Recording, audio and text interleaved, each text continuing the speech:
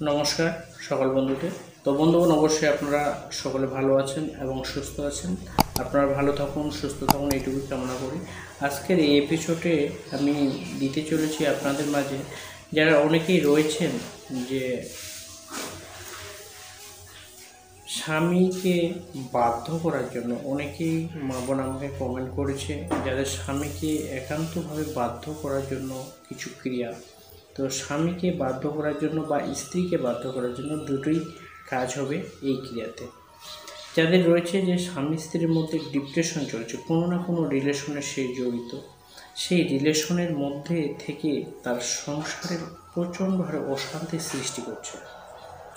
তো সেক্ষেত্রে না বললে নয়, সেটা স্বামীর ক্ষেত্রে হতে পারে অথবা স্ত্রীর ক্ষেত্রে হতে পারে। বন্ধুগণ, যদি আপনারা তাদের এই ক্রিয়াটি করতে পারেন তো সে ব্যক্তিটি আপনার কাছে বাধ্য বা অনুগত হয়ে থাকবে আপনার স্বামী, বা আপনি যদি আপনার স্ত্রীর জন্য করেন তো সেও অনুগত হবে আপনার জন্য।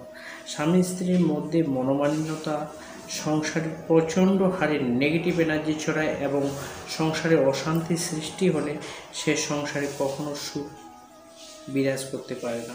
তো আজকে এই প্রোগ্রামের মাধ্যমে আপনারা বুঝতে পারবেন বা কাজ করলে আপনারা কাজের ফলাফল ভালো পাবেন। আশা করি আপনারা যদি সঠিক নিয়মে করতে পারেন। তো এটি করার জন্য যেটা আপনাদের প্রয়োজন হবে, একটি মার্কার পেন, একটি লাল কালের মার্কার পেন দিয়ে এই যন্ত্রটি অঙ্কন করবেন। অঙ্কন করার পরে আপনাদের নিয়মটি বিস্তারিত লিখে দিচ্ছি আমি এই ভিডিওর শেষে। প্লাস এটা করার আগে আমি কিছু নিয়ম বলছি, আগে এই নিয়মগুলি আপনাদেরকে সঠিকভাবে পালন করতে হবে। যদি আপনি দেখেন যে আপনার স্ত্রী কোনো সম্পর্কে জড়িত, সেক্ষেত্রে আপনাকে যেটা করতে হবে, প্রথম মাসের শুক্রবারের দিনে এই ক্রিয়াটি করবেন। যখন করবেন এইটুকু মাথায় স্মরণ রাখবেন, এই হাতে কাজ করবেন, এই হাতে যেন কেউ বুঝতে না পারে।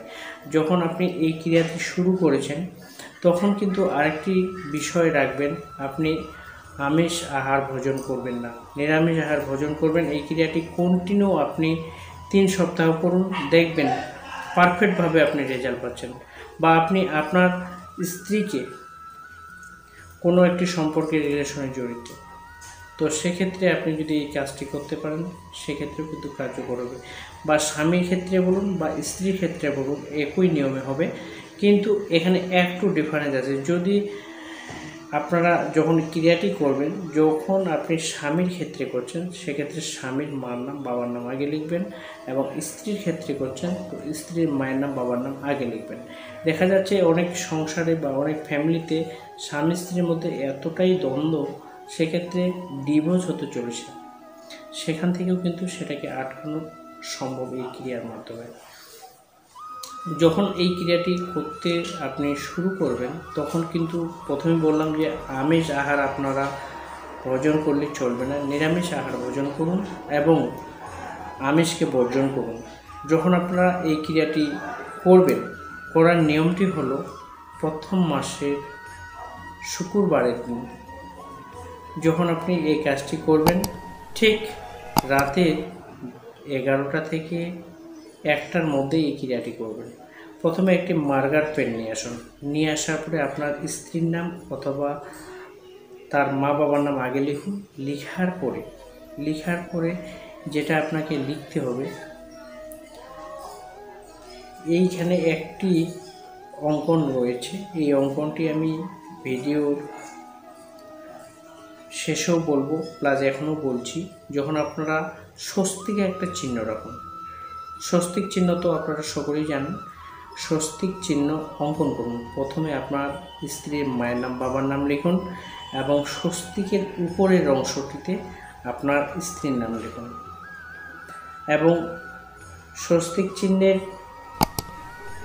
ডান পাশে আপনার নাম, ঠিকানা, বাবার নাম লিখুন এবং বাম পাশে স্ত্রীর, মানে যেটা বললাম, যাকে আপনি ছেলের ক্ষেত্রেও হতে পারে, স্ত্রীর ক্ষেত্রেও হতে পারে, স্বস্তিক চিহ্ন অঙ্কন করে উপরের অংশতে আপনার নাম, যাকে আপনি বশীভূত করতে চাচ্ছেন, আপনার স্বামী হতে পারে, আপনার স্ত্রী হতে পারে, তার নামটা নিচে, এবং ডান পাশে আপনার নাম আপনার মা বাবার নাম এবং বাম পাশে তার মার নাম, তার বাবার নাম। ছেলে মেয়ে উভয় করতে পারবেন। এই স্বস্তিক চিহ্নটি অঙ্কন করার পরে আপনাকে যেটা করতে হবে, আপনার একটি কাপড়ের অংশ এবং আপনার স্ত্রীর একটি কাপড়ের অংশ কেটে ওই স্বস্তিক চিহ্নর মধ্যে সুন্দর করে মুড়ে, লাল ধাগা দিয়ে মুড়ে আপনি একটি ময়ূরের পালক সংগ্রহ করবেন। ময়ূরের পালক দুটি সংগ্রহ করে একসাথে মুড়ে যদি আপনি কোনো গোপন কোনো স্থানে, আপনার ঘরের মধ্যে আলমারিতে হতে পারে, শোকেসের মধ্যে হতে পারে, বা বেডরুমের কোনো আলমারির মধ্যে হতে পারে, সেটা কোনো গোপন জায়গায় রেখে দিন, যেটা কেউ বুঝতে না পারে। আমি বারবার বলছি, আরেকবার আপনারা শুনে নিন। স্বস্তিক চিহ্নটি অঙ্কন করার পরে উপর অংশে আপনার নাম, যাকে আপনি আপনার স্ত্রীকে করতে চাচ্ছেন বা স্বামীকে করতে চাচ্ছেন, তার স্বস্তিক চিহ্নের নিচে নাম, ডান পাশে আপনার নাম এবং আপনার মা বাবার নাম, বাম পাশে আপনার স্ত্রীর নাম, স্ত্রীর বাবা মার নাম লিখার পরে সেটাকে সুন্দর করে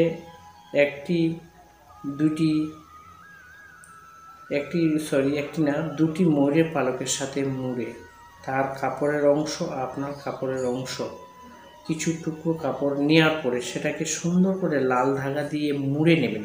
মুড়ে নেওয়ার পরে এটা কোনো গোপন জায়গায়, আপনার বেডরুমে অথবা কোনো আলমারি বা শোকেসের মধ্যে এমনভাবে গোপনভাবে রাখুন যেটা আপনি করছেন আর কেউ যেন সেটা বুঝতে না পারে। এই ক্রিয়াটি করার পরে 7 ডে অথবা 72 ঘন্টা পরে এটা কিন্তু রিঅ্যাকশন শুরু হবে।